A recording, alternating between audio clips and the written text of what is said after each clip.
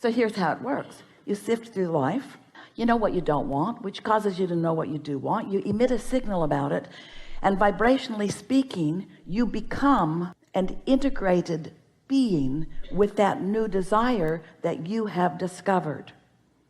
Vibrationally speaking, you become it. We're going to stand over here in the vibrational spot, in what we call the vortex, or the vibrational reality.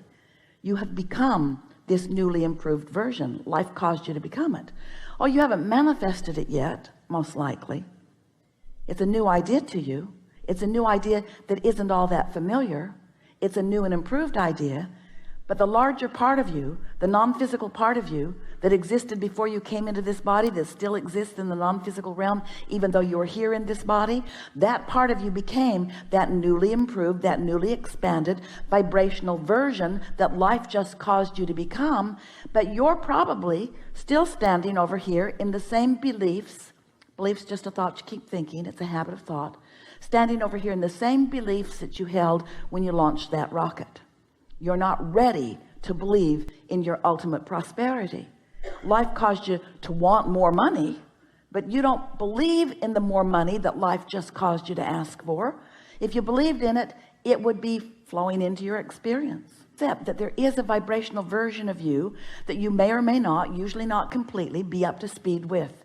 And that vibrational version of you is calling you toward it.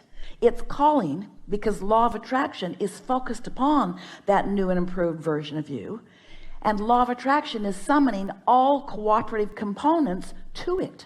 The question is, are you a cooperative component to your own desire? And the answer to that in many cases is no, not yet. I do not believe this thing I want. I'm giving lip service to it.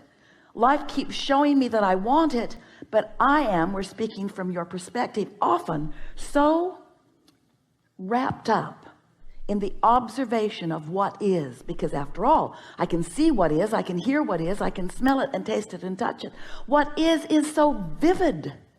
What is so vivid. Most of my vibration is about what is, and we want to say to you, that's a bit of a problem, because if what is so vivid, you give your attention only to what is can't change much. It's slow going. Have you noticed? So you've got to let go of what is a bit. You've got to stop telling it like it is and begin telling it as you want it to be. You've got to lighten up. You've got to stop defending what is as if there is someone standing there saying, why is that? How'd you get there? What are you doing there? What are you doing? What are you doing? Why did you do that?